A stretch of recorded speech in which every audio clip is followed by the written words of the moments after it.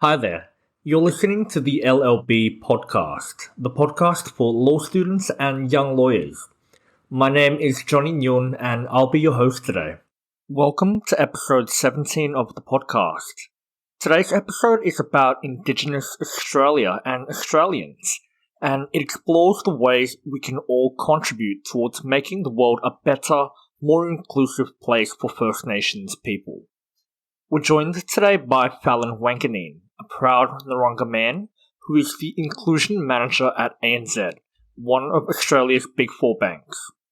Stay tuned to hear about Fallon's career journey, his tips for making the leap between regional to metro, the things we could do as individuals and organisations to better serve First Nations people, and the line between cultural appropriation and appreciation. All resources referred to in the episode are provided in the description, and I hope you enjoyed today's episode. Let's get started. Hi everyone, it's Johnny here, and I've got Fallon with me today, Fallon Wanganeen. So before I start with the rest of the podcast today, I'd like to acknowledge the traditional owners of the lands that I'm recording this episode on. So I'm in Sydney today, and I'm on the land of the Gadigal people of the Eora Nation. Before we kick off, I'll throw it to you, Fallon, as well, so you can acknowledge your lands.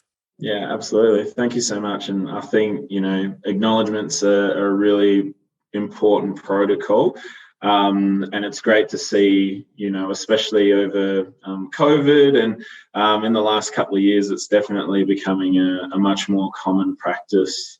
So, really appreciate you opening with that. So, yeah, I would love to acknowledge the Wurundjeri and Bunurong peoples of the Kulin Nation of where I am here in Melbourne, in Docklands.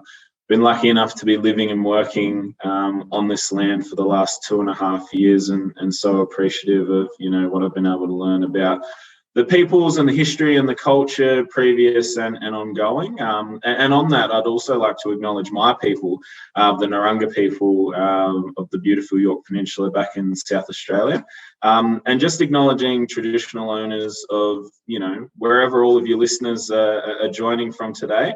And for those that are overseas as well, to any Indigenous peoples and traditional owners from, any of your overseas listeners. So again, really appreciate you kicking off with that, Johnny. Awesome. Thanks, Fallon. So for context for everyone listening as well, Fallon is an inclusion manager at ANZ, and as you've just heard, he's an Aboriginal man from Narungga country. Hoping I'm saying that right. I won't say much more there, though, because I think I'll throw it to you to sort of kick us off here. Fallon, could you tell us a bit about what you do, who you are, sort of your role generally here? Absolutely. So, as I mentioned, Fallon Wanganeen, proud Narungga man. So the Narungga peoples are from the Yorke Peninsula in South Australia. So as I mentioned, although I now live and work in Melbourne, I consider my home to be Moonta Bay on the Yorke Peninsula. So for those wanting a geography lesson, Moonta Bay is roughly 2 hours northwest of Adelaide.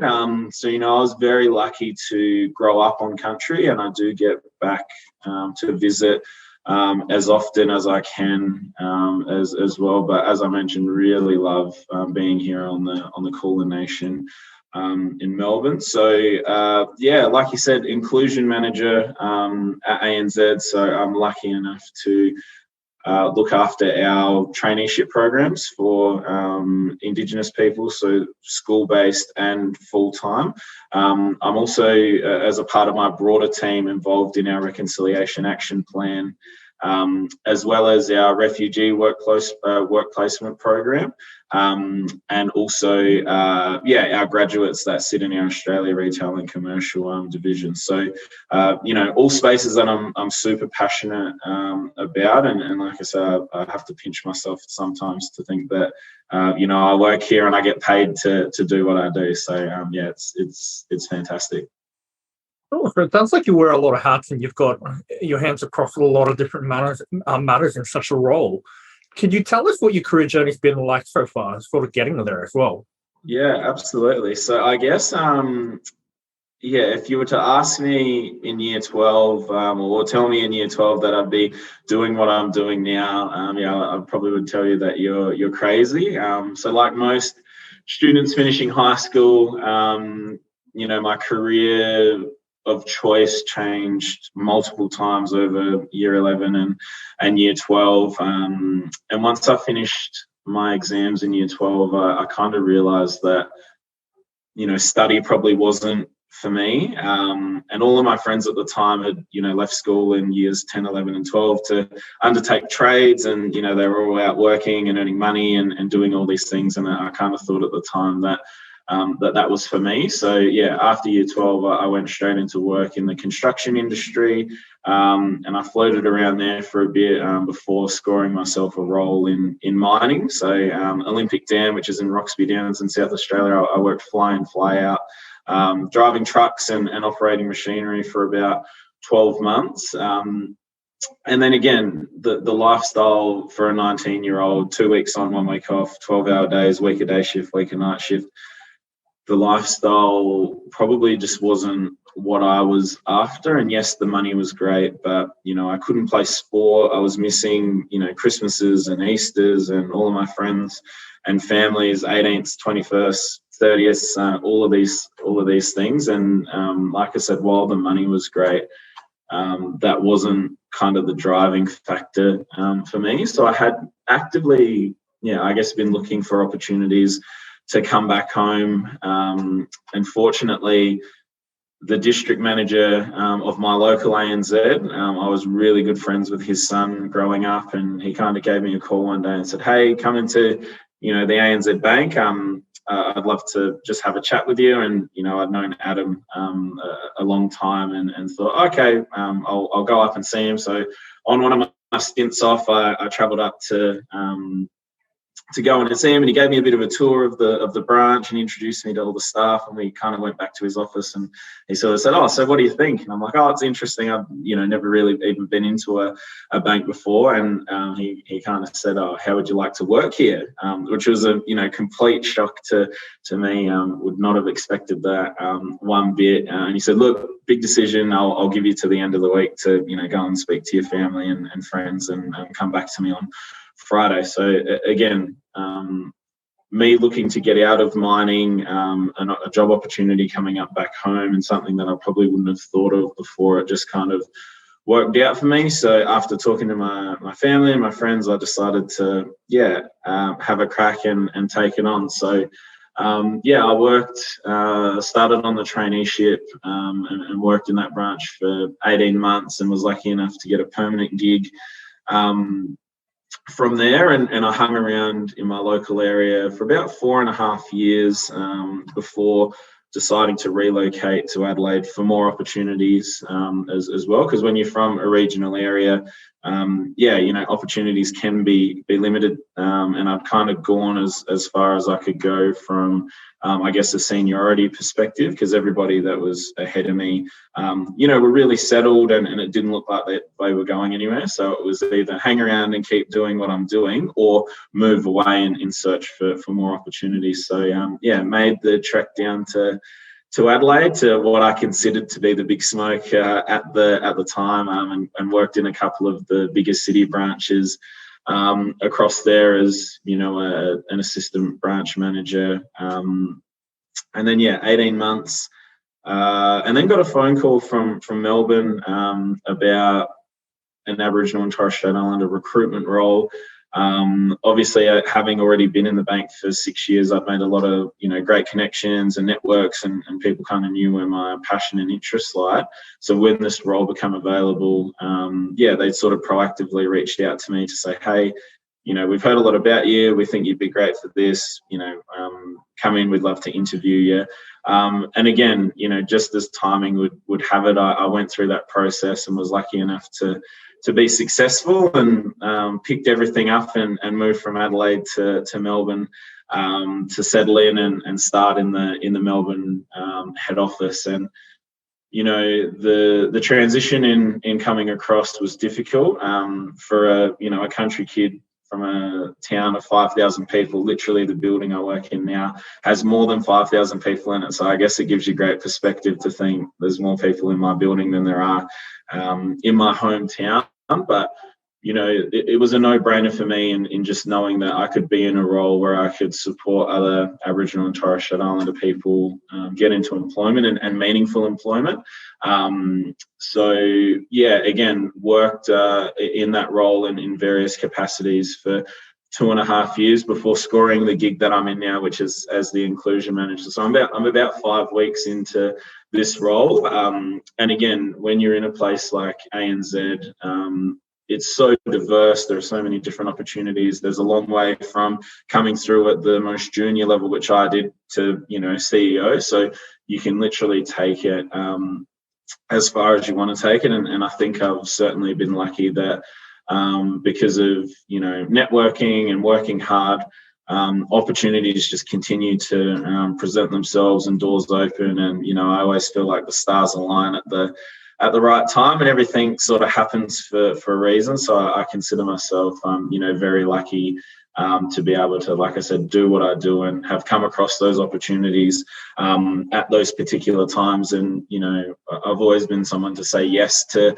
things, and I think that's where doors continue to open as well. And that's where, because of the opportunities that I've had and the career journey that I've had, if I can share that with other people out there from the community, and they can, do something similar to what I've done in regards to a career path and a career journey, then I want to share that.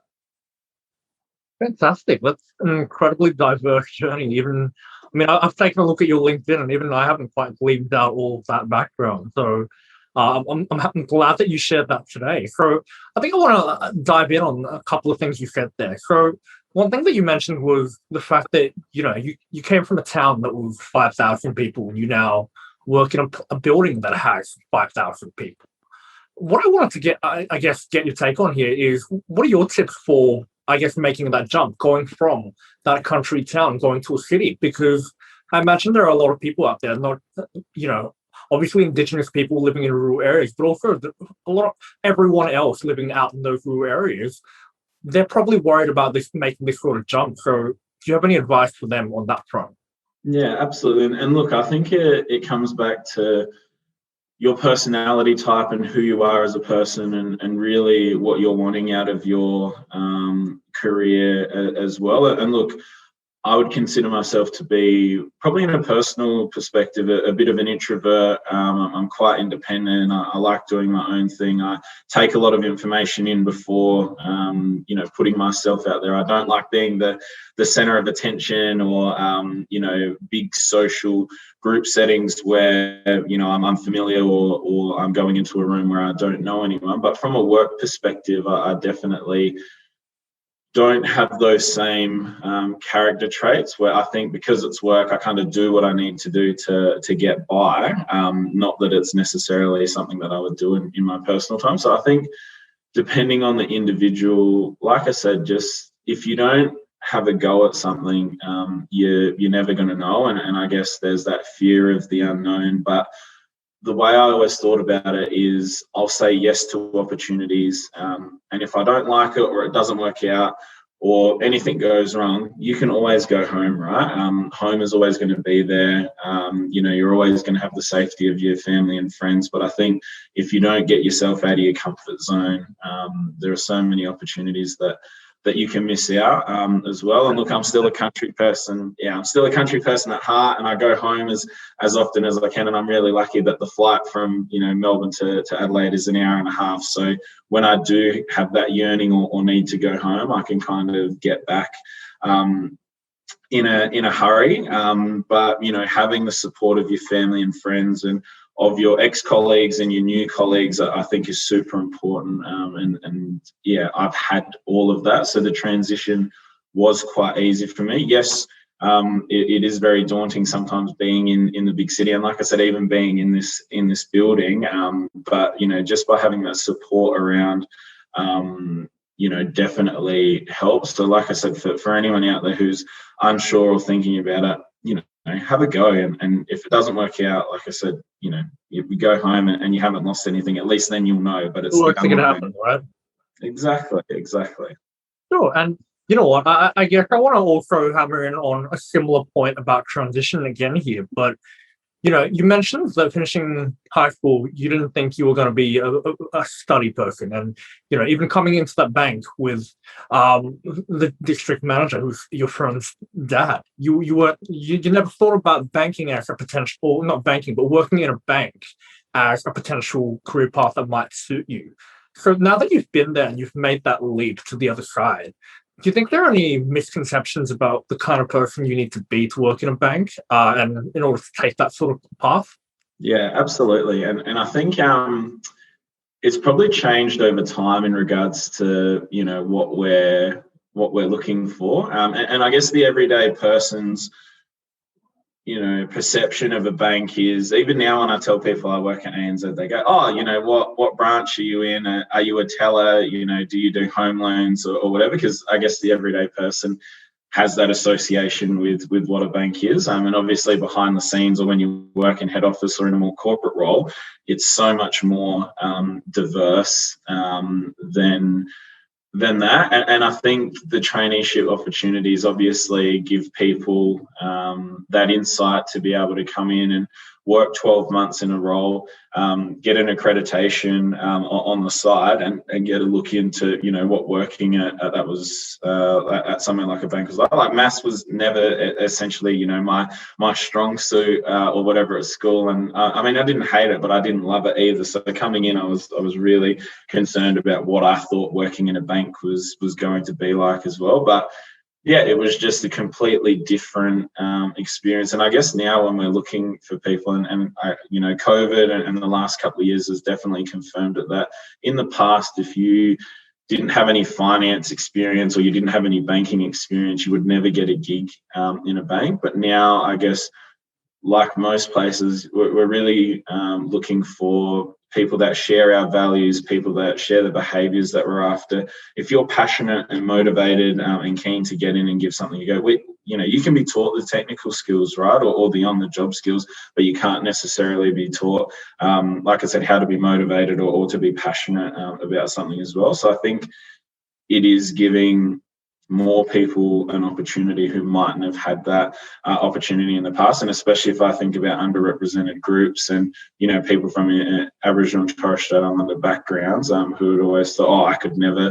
work in somewhere like a bank, is all of those opportunities that are there now, because we can teach you how to be a teller, and you can be taught how to go through sales and all of these different things, which I think is super important. But again, because there is an outside kind of perception of what that looks like, we're doing a lot of work to change that narrative around what the everyday person's expectation of a bank is, and really make sure that community knows what we're looking for. And yes, there are some roles that need technical aspects, but for the most part, if you're keen and you're a good person and you're a good worker, you can get your opportunity. Yeah, for sure. I think that's one of the misconceptions I've always had prior to getting any sort of job, right? I think as students, you usually place a lot more emphasis on technical skills, which now that I realize coming in, if you're coming in, especially at the entry level, they expect that you don't necessarily have technical skills and that they can train you. But these soft values that you talk about, these values and these soft skills, they need time to develop. And so if you don't have them, it's quite rough for you to come out. But you know what? Let's pivot here. You've talked a bit about these vulnerable groups, and especially Indigenous people here. And so I guess the bread and butter of today's episode, which I forgot to mention, but was for Reconciliation Week here, is looking at Indigenous people here. So I guess the broad topic here I want to dive into is looking at your role as an inclusion manager. I wanted to get your insight on how other places, other workplaces, and other organizations can sort of recreate some of the inclusiveness that you've created. So I guess to kick off this bit here, how can we, and looking at employees here and organizations, people who have that power to change, how can we make workplaces more attractive and also more inclusive for Indigenous people across the board here? Yeah, for sure. And It's a great question, and I guess I don't think there is a perfect answer, and I don't think there's an organisation out there that's doing it perfectly. It's definitely a massive learning journey for everyone, and I think the key thing probably is when we're doing things for community, we just need to make sure that there's that consultation kind of period there as well, because often I think, and what's happened in the past and what's been challenging in the past and we've seen hasn't worked, is that non-Indigenous people, although they mean well, they're doing things and making decisions on behalf of Indigenous people without actually, talking to people and, finding out what you want and what are the challenges and what's working well. So, people have these great ideas and, want to get out there and want to help and do these really practical things. But when they get on the ground, they realize, the people out here,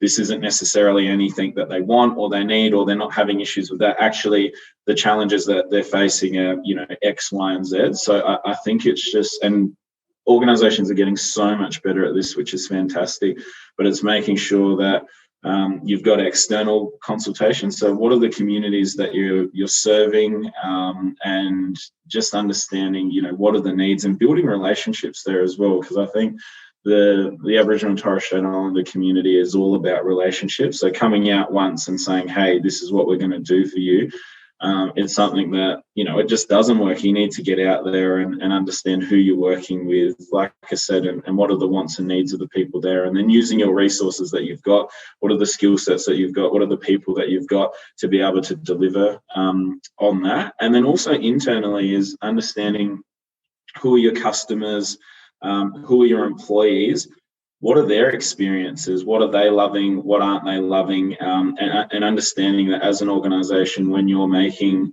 decisions that are going to affect your Aboriginal and Torres Strait Islander customers, suppliers, employees, is actually, co-creating or validating information there as well. Because like I said, I think we can get so caught up in having these great ideas, but there's got to be, some form of consultation there as well. And I'm very conscious too. So a lot of the time, I'm so lucky to be able to get involved in different conversations for initiatives for things and have people reaching out to me as well.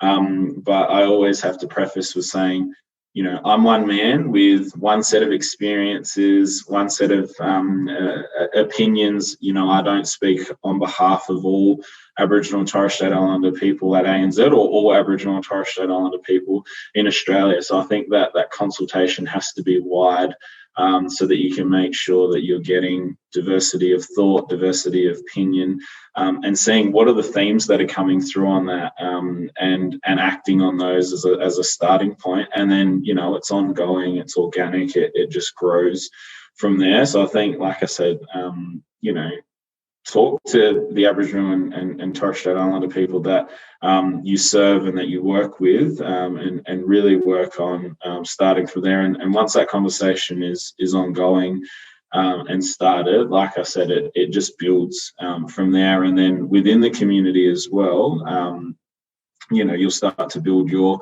profile and reputation, because in the Aboriginal and Torres Strait Islander community, if you do something fantastic, everyone's going to hear about it and everyone's going to want to engage with you. And on the flip side, if you're doing something negatively, you can be blacklisted. So it's super important to make sure that the dealings you have are positive, and that you're being genuine about what you're doing as well. Yeah, that makes a lot of sense. And I think this idea of consultation is something that I think we're increasingly trying to do more generally. But my question here is that how do we do consultation right, I guess?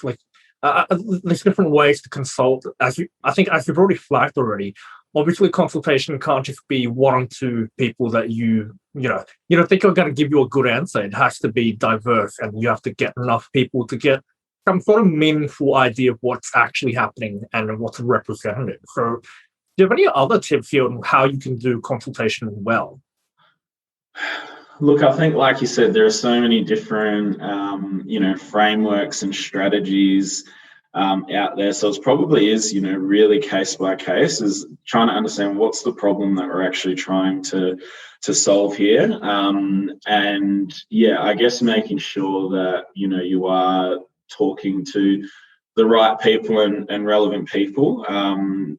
Because if there are individuals that just because they are an Aboriginal or Torres Strait Islander person doesn't mean that they, understand policy or processes or your particular industry as well. So I think you obviously, and this is probably really obvious as well, but making sure that that consultation actually aligns and the individuals that you're seeking out align with the work that you're trying to do, to save that tokenism of going, oh, yep, I know an Aboriginal person at work, so I'm going to ask them about this, that, or whatever, when, they may not be the appropriate person to be talking to. So I think, just understanding, like I said, what it is that you're actually trying to do and trying to solve. And I think just being genuine in your interactions as well is so key. Setting the scene early and letting people understand what you're trying to do and actually why you're trying to do it as well. Because the person that you're then engaging with is going to say, hey, yep, I think I'm absolutely the right person to be speaking to, or look, this isn't in my wheelhouse, but I can introduce you to, X, Y, and Z person, or would you mind if I bring across this person or that person to also engage in this conversation too? Because again, we get caught up in assumptions. So, being genuine about what you're trying to do and actually asking the questions up front is going to save you time and effort in, speaking to people that may not be the right fit as well. So yeah, I think that transparency, from early in the engagement is super important to making sure that, the right people are in the room. And like I said, word of mouth networks are fantastic. So when people hear about or know what you're trying to do, there are going to be reactive people that we're engaging with, and then there are going to be people that are coming out proactively to say, I heard about this, how can I help, or you should speak to this person. Yeah, those are fantastic tips. I really do enjoy this transparency that you talk about, and I think that's also part of building trust as well. I think that's the sort of thing you talk about when you talk about being genuine and being trustworthy, and that sort of thing gets out. To dive in on that last part you said there, though, in terms of people who want to help, right? A lot of the listeners are actually younger professionals and potentially students, right? So how can, I guess, graduates, your younger professionals, play a part in creating this sort of change, making workplaces more inclusive and potentially even larger scale social change here? Yeah, for sure. And I think, the amazing thing about younger people these days is, the open-mindedness and everybody is, very socially and environmentally conscious. And I think just because, younger people having coming through the content that you get through the news and social media and curriculum at school is obviously very different to, even like myself, when I talk to my brothers who are in high school and I listen to, the studies that they're undertaking and the stuff that they're learning, it's so different to, what I was learning at school. And then again, in speaking to my mother, what she learned was so different as well. So I think the key thing probably for younger people out there who are interested in making change is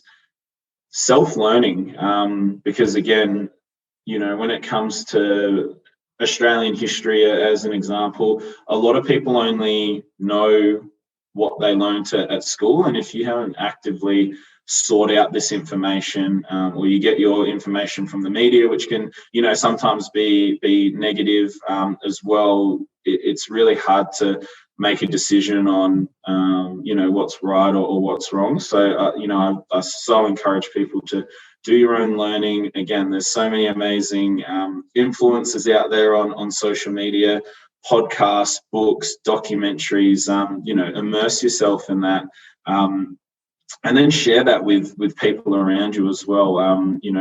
Young people just have this energy and this way with words that they people want to come on the journey with them as well, right? So I think if you can be proactive in the information that you take in and building your own cultural understanding and capability, and then sharing that with other people without necessarily being pushy either, because people will learn when they're ready to learn without necessarily, I don't think it's productive to, be telling people this and telling people that, or telling them that they're doing something wrong. Because again, we're not out here trying to change the hearts and minds of absolutely everybody. If you want to come on the journey with us, that's fantastic. But it's too hard and there's so much work to do to be spending time and effort on people who aren't interested or aren't ready to change yet either. So like I said, for your listeners out there that are interested and just don't know where to start, like I said, jump on Google, look up stuff on Spotify, type Aboriginal or Indigenous into Netflix or SBS On Demand. There's some really, really great content out there. And yeah, I'll probably off the back of this, Johnny, I might just share some of my favourite resources with you as well that you may be able to post for people to get started too. Sounds fantastic. I know in the chat you had with Forage a while back, you recommended Tales of Light, which I've learned quite a bit about Indigenous culture just from the stories that were told there. To take you back a little bit though, I wanted to thought about a follow-up question actually on the consultation point. And I don't know to what extent you're able to share, but would you be able to share an example of a time that you or even ANZ generally has consulted effectively and that's actually caused a change in your minds on something or how you've done something and made it better?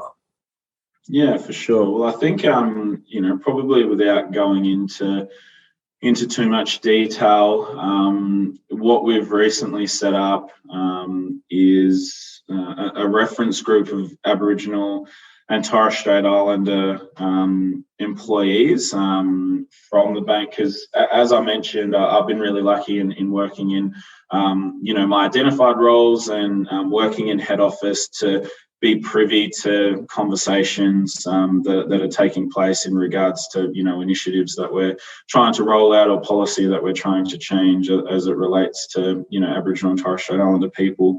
And it just made me realise that, again, I'm one person and I think it's super important for us to give our employees an opportunity to have a voice in what we're, trying to do. So, recently, I guess in the last 2 years, we've set up a group of, like-minded individuals. The group is very diverse as well, so we wanted to make sure there was gender balance. So we've got a 50-50 split of male and female. We've got a range of job grades as well. So from people who are at entry-level positions right through to senior managers, parts of the business to make sure that, again, there are people there, and obviously locations as well. So we wanted to make sure, like I said, that the group was as diverse as possible so that when we are having conversations about things, we are getting all aspects. And again, that helps when people from different backgrounds, different parts of the country, different working experience, when we can agree on particular things, it obviously shows those themes. And obviously where we do have a difference in opinion, which is, super healthy and helpful, it allows us to have deeper conversations around what we're doing. So what's been fantastic is as we get ready to launch our next reconciliation action plan at the end of the year, again, with our commitments, where there are things that are going to be affecting our employee population, is we're able to, take ideas to this group of individuals and seek feedback and co-create things, which I think has just been a massive help because, like I said, in the past, it's probably been, and at no one's fault, where, people who have sat on this committee or group,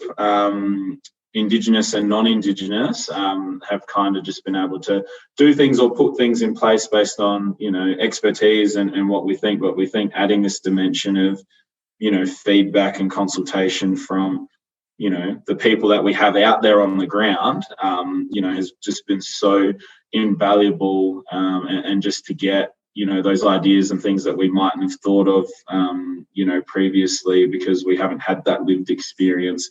Yeah, we just think it's holding us in great stead, and as we look to delivering on and achieving our commitments over the next 3 years, having this group of people that are really driving and having an impact on that, has been amazing. So I guess that was one of the tips I gave earlier, and if there are any individuals working in a similar space to me at different organisations, if you're not doing this already, start to scope out the work, and I promise you won't be disappointed. Yeah, fantastic. I think it sounds like the reference group is a really good way to sort of co-design ideas and really get, I think, deep engagement in there from a wide and diverse pool of people. So I think that's a really good idea, and I think organisations are starting to adopt that sort of thing, and should be if they haven't already. I guess to follow up on, you mentioned the RAP, and that got me thinking, right? So if we talk about larger scale, business ops here, not just how can individuals help, but what do you think here? And this, acknowledging this is your view as one man, as you said, but how can businesses play a part in larger scale change on Indigenous issues? How can they move the wheel forward here? Yeah, well, I think the RAP is the perfect example of that and how that works. And look, RAPs aren't for everyone, and they're not going to suit absolutely every business out there with the formal structure that a RAP takes. I personally think that they're fantastic, but I know of a lot of businesses out there that it just doesn't suit, but they can use the principle of a RAP or an Indigenous action plan or whatever to set themselves some boundaries and some commitments that they want to work towards to continue to build capability and uplift, and make sure that they're supporting their communities that they serve in different ways. But I think the RAP, obviously the framework and the structure, Reconciliation Australia have done some amazing work to put things together and come up with those set commitments as well that are going to help businesses of different size, and whether they start at Reflect, which is the very early stage of a RAP, right through to the top level of Elevate. There are continual ways of getting better, and like I said, no organisation out there is absolutely 100% perfect. And what does perfection look like? I definitely don't know the answer to that either, but obviously the organisations that sit at that Elevate level are the benchmark, and they've been doing things right for a long time, and they sit at Elevate level for a reason, because of the impact that they have on communities as well. So look, I think they do the work for you in regards of setting out your strategy and the framework, and then it's up to you to be able to validate and work towards and confirm the commitments on there, which again cover a whole range of different ways of supporting, whether it's through procurement or employment, or like for us anti-discrimination or financial inclusion and well-being. So you can really tailor it. While it's the same across the board, you can obviously tailor it to your business need as well. And I guess that's the great thing in working with Reconciliation Australia, is you can give and take from there as well. So again, for any organisations out there that are unaware of what a RAP is, I would definitely jump onto the Reconciliation Australia website and have a read, and even catch up with a representative from Reconciliation Australia to talk about how that might work for you.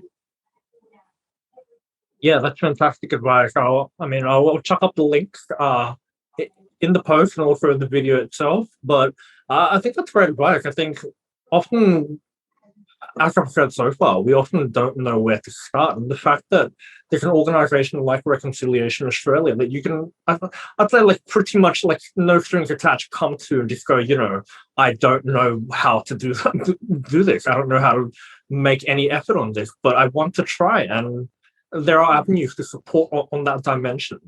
I think that sort of wraps up this part. And I guess the next segment here I want to talk to you about is probably more general knowledge questions about Indigenous culture, and definitely questions I've had. And I haven't even really briefed you on this because I'm doing something that I'm about to question right now. But first one, and I think really big one here for me that's generally been a thing. Where's the line between, I guess, cultural appropriation and cultural appreciation, right? Like, can I call what we're having a yarn? Or I know you mentioned the word for thank you in your language recently, and I've sent it back to you. Is that appropriation? Is that appreciation? The fact that I'm wearing this tie, right? Like it's an Indigenous pattern tie designed by an Indigenous artist, but where's the line? How do you see it? Again, acknowledging that one man again, and I think all people are different, and we should probably always check. But what's your view here? Yeah, absolutely. And I think, that last comment that you made then around checking is, I think, super important. And I find, and you mentioned this in an earlier thing that we were talking about as well, is the fear of not knowing will often just stop people from doing, engaging, asking, because they're scared that they're going to say something wrong or say something offensive. But I think, as we've talked about, it's probably a theme of most of the conversation that we've had here today is being genuine. And I think as an Aboriginal person, I can tell when I'm engaging with someone if they're being genuine or not. And again, we've known each other the last 2 years and have stayed in touch, via LinkedIn and whatnot. And I think, the curiosity that you show and the genuine interactions that we've had and questions that you've asked around what you're wanting to do is really easy for me to pick up on. And again, today, the fact that you've taken the time and effort to have your badge on and wear that tie, it's just fantastic to me as someone. And I think, like I said, the genuine aspect of it, I don't think you're going to offend anyone. And if you're going into an interaction, it's often a good way to start to, find out about this individual. And the same way that we started this conversation was, tell me a little bit about you. Who are you as a person? And I think, like you do with anyone, you're then going to be able to gauge, okay, this might be appropriate. This is not. The language piece, I love it. My mum's a linguist, and when I see other people using the language, and again, as long as they're doing it in a genuine way and they're genuinely trying to learn, I think it's fantastic. Calling this a yarn, this is absolutely a yarn, and one of the best ones that I've had in a long time. And again, when I see non-Indigenous people around at work, wearing different pieces of clothing and apparel, and like I said, badges and pins and ties and whatnot, I think is also awesome. And most of the time when you're buying these things, they will tell you whether it's ally friendly or not as well. And again, if you're unsure, ask. The best way to go about anything is by asking, because again, if you're being genuine about it, you're definitely not going to offend anyone. But I think most retailers now are pretty good with saying this is something that's ally friendly as well. So the genuine aspect of things for me, I love teaching people around, my culture and whatnot. And I think if people are taking a vested and genuine interest in that, I could continue to talk about it. But, I think you can always gauge when somebody's not being genuine or in it for the wrong reason, or being a bit of a smart aleck about something, which would then stop you. But I would say, like I said, from my opinion, and if I think about my family and friends as well, is nobody would have an issue with somebody approaching them and genuinely asking a question about what's okay, what's not okay, what am I comfortable with, as well. And again, in the lead up to our conversation before we started recording, you set the scene by asking, is there anything that's off limits? Is there anything you're not comfortable with, etc., which is the perfect way to go about it. Definitely. And I think you're right in pointing out that the theme of most of the conversation today has just been if you want to know, you should probably ask, right? Like, businesses consult on your policies and what you're doing. People ask about whether something you're doing is appropriate, if it's offensive or not. And I think most people, for the most part, take it as a good sign when someone does ask rather than just doing it and getting it wrong, right? I think for once it's one of those things where, asking for forgiveness might actually not be better than permission, right? Yeah. So I think that's probably, if you would take away one thing today, I think that would probably be it, and you nailed it. Like, if you're not sure, ask. I guess for me then, like, last one here on the substantive part of the podcast, but is there anything that, is there one thing out there that you think people should know about modern Aboriginal culture that they don't know? It's a good question. I think probably there's an aiatsis map on Google, and I'm not sure if you're familiar with this or your listeners are familiar with this, but it actually just shows how diverse Aboriginal culture in Australia is, and it's a colour-coded map, and it shows all of the different language groups, and I think I had one stuck up in the office here at one stage, and it was a fantastic conversation starter, because I think, again, people, if they haven't done any ongoing kind of cultural capability awareness, competency learning, can blanket approach Aboriginal people, whereas it's such a diverse group, and a lot of places out there still practice. A lot of places have lost but are doing revivals as well. So I think it's probably just for people to be aware that being like, I'm an Aboriginal man from the Yorke Peninsula in South Australia, and yes, I live and work here in Melbourne now, but the way that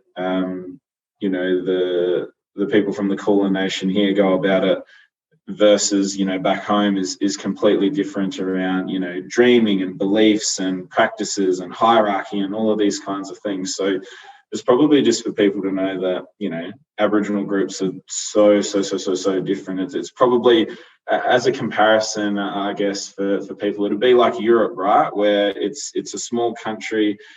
All these countries are really close together, but once you cross that border, things are very different.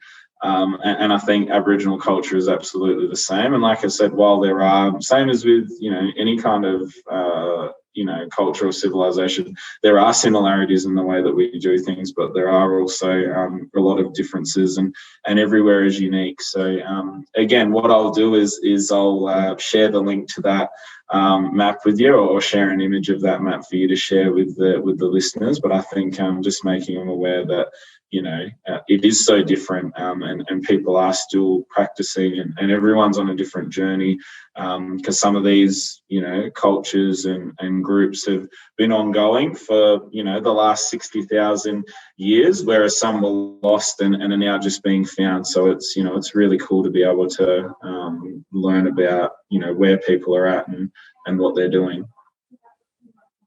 Yeah, that's a really good point, actually. I think, at least for me, weird moment, like, embarrassing to admit, but the first time I went to India, I was really surprised that all the different states were that different, right? Like, they had different languages between them, often different cultures, different practices. And, I came back and I was like, wow, okay, India's not just one big block of people that were quite homogenous. It's, however many states there are that split apart. And we realized, like, looking at these sorts of maps, I think I've seen what you're talking about.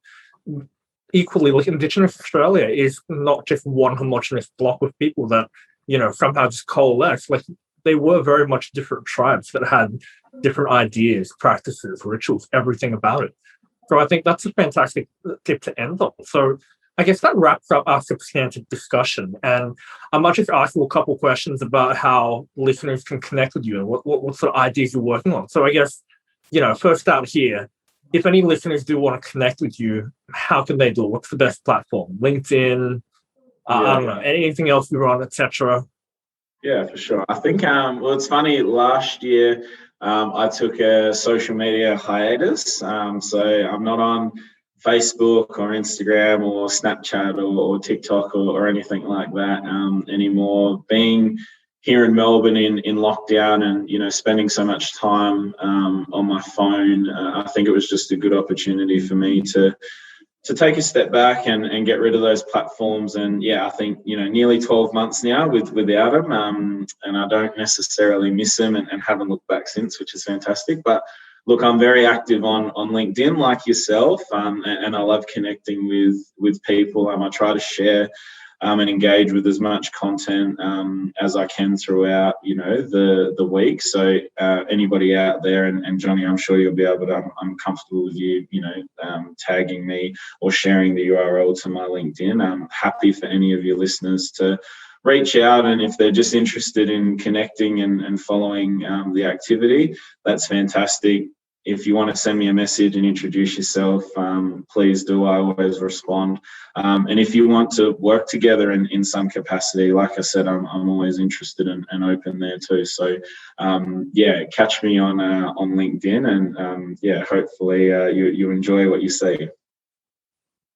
Fantastic. Not on TikTok, but LinkedIn is a close second, so you're still quite available, and I think people will appreciate that. So at this point here, what sort of initiatives are you working on here? And I guess what can the listeners really connect with you and potentially talk about? Any ideas that you're exploring, any projects that are happening, etc.? Yeah, sure. So I guess, like I said, I'm working in our traineeship space at the moment. So we're always looking at different ways of, improving those programs and connecting with communities out there.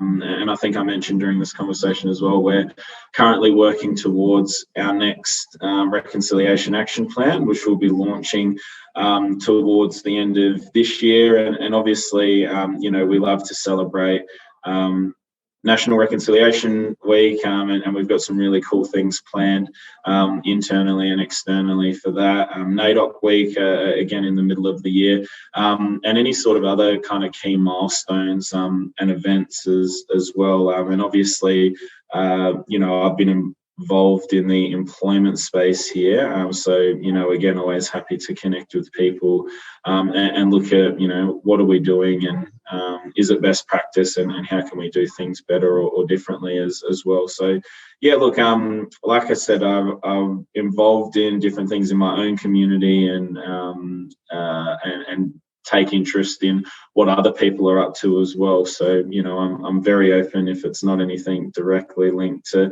work and somebody wants to chat about. Like I said, don't hesitate to flick me a LinkedIn message and we can have a chat. Yeah, fantastic. I think a lot of people will be keen to have a yarn. So you mentioned the trainee program actually, and I know that ANZ's internship program is coming up as well around mid-year. So can you tell us a bit about both of those, the trainee program and the internship program?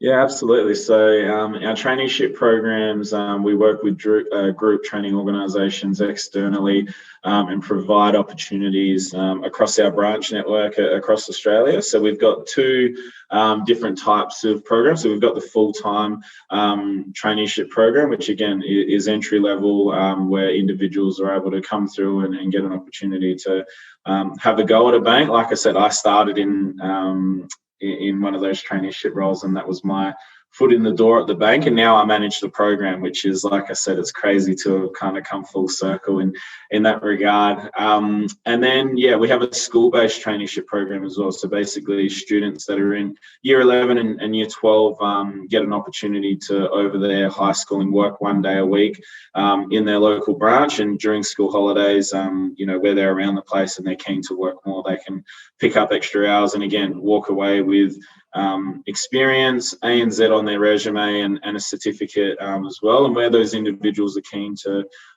stay on, we'll always try and accommodate people as best as possible and look for opportunities, whether that be with ANZ or elsewhere, to help them go in with that if that's something that they're super interested in as well. So again, there's always opportunities around the place, and they're normally posted on the general channels. So keep an eye out if you do fit into any of those buckets. And then we've got our summer internship and graduate program as well. So our graduate recruitment has already finished for our 2022 cohort, but the summer internship program applications and campaign will start mid-year as well. So again, there's all sorts of different parts of the bank that you can go into, and again, the team haven't been necessarily concerned with what you've studied or where you volunteered or your resume and whatnot.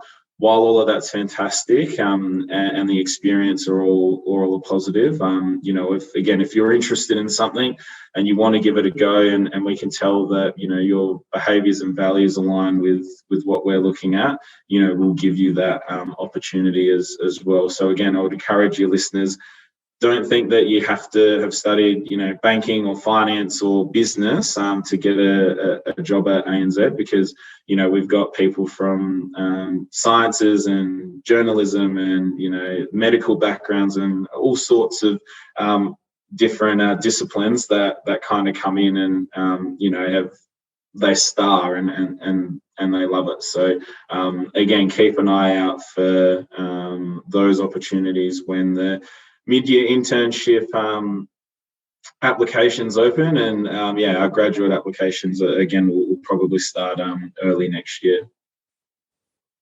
Yeah, fantastic. I remember I actually went through the summer internship process, and that's actually how we met, oddly enough. But on your comment about not actually necessarily needing these deep technical backgrounds, oddly enough, I was probably under the impression that you needed to either study finance, accounting, actuarial studies, or some sort of deeply maths-based degree to get any sort of work in banking. But I remember I actually applied for the institutional banking stream, which I'd say it's at least in the intermediate level of technicality of all the roles. And I was interviewing with Richard Wong in the M&A space, I think. And he asked me straight up, he's like, I noticed your transcript, not a ton of math subjects. How you would match? And I'm like, I think I'm generally okay, but nothing too advanced. Is that a problem? But it's laughed. He's like, I think you need to understand general concepts. You don't need to be scared of maths, but you also don't necessarily need to be an actuary or have a master's in maths. And I mean, from my experience at least, the people were very friendly in all these interviews. I think ANZ for me was quite a highlight in that interview journey. So I remember the two exercises we did. It was, I think, a panel interview with Richard and forgot the other person's name, but and there was a practical exercise where we were engaging in, I think it was basically a mock sales pitch.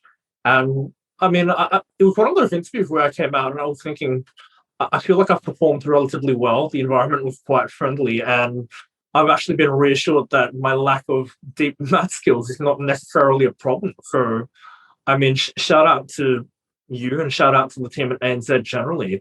It's been still one of my most memorable interview experiences across the board, having applied for a ton of them. So, I highly recommend applying to ANZ if you're thinking about it, even if you're not necessarily a maths genius yet.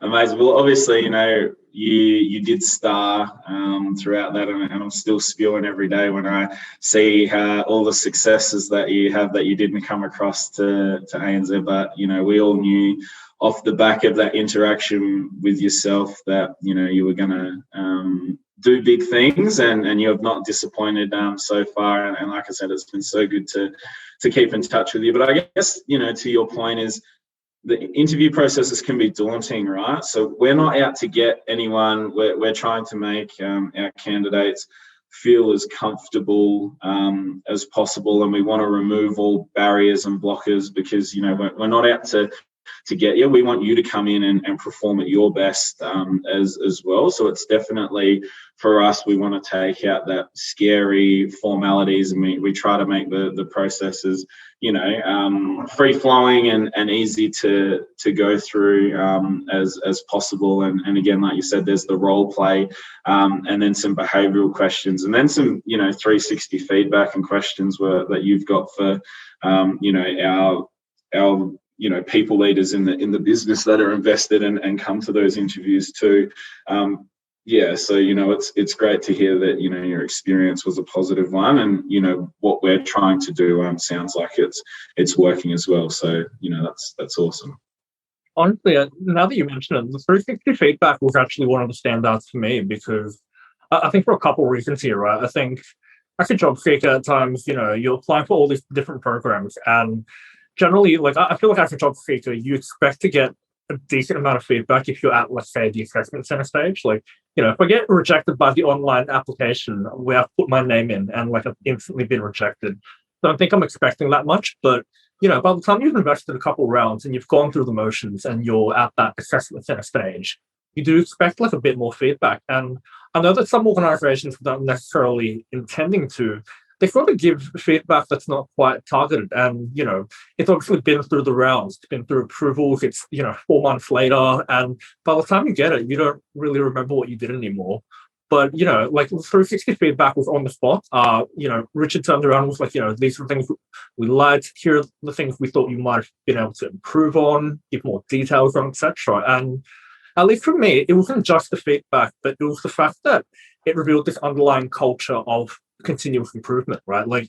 I think there are places that are like, we love feedback and improvement, but then you don't see them, sort of instinctively taking down notes and then giving feedback, because, you realize they're not used to it. Whereas it very much was inbuilt into the process. Richard was like, done a ton of these, here are the things we liked, etc. And to me, that was a really positive thing. It was very much a confirmation that ANZ did have that underlying culture where everyone does give feedback, and it isn't just something that's being put out there for lip service, but it's something that it looks like everyone actually does.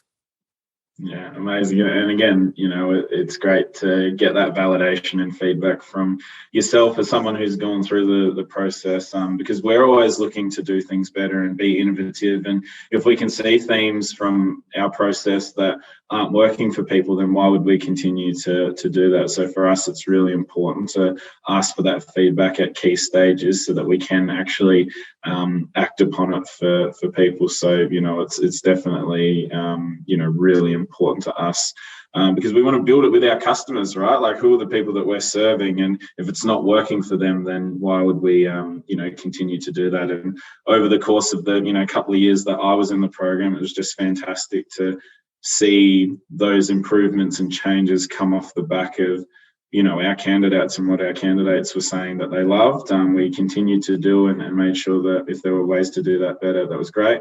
What didn't they like, or, what would they like to see that we weren't doing? And then, we can build that into our pipeline for, what's next for us. Fantastic. Well, look, I think that wraps it up there. I think I've taken enough of your time, but Fallon, thank you again for coming on today. And thanks for sharing so much insight. I've learned a lot about Indigenous culture and driving organisational change from our chat. And I'm hoping that all the listeners will come out listening to this and gaining a lot of value as well. So thanks for your advice, thanks for your knowledge, and thanks for being so generous with your time. No, mate, anytime. I've got so much time for you. Like I said, since we've been connected over the last couple of years, it's been amazing to chat to you every now and then and exchange messages, and I guess I'm so grateful that you thought of me in regards to doing this, and I'm absolutely more than happy to share. And like we've said multiple times, I'm just one man, but hopefully what I've been able to share, people find useful. And if anyone has any feedback for me, or like I said, wants to engage, please don't hesitate to reach out. But I'm super thankful of your time as well, mate.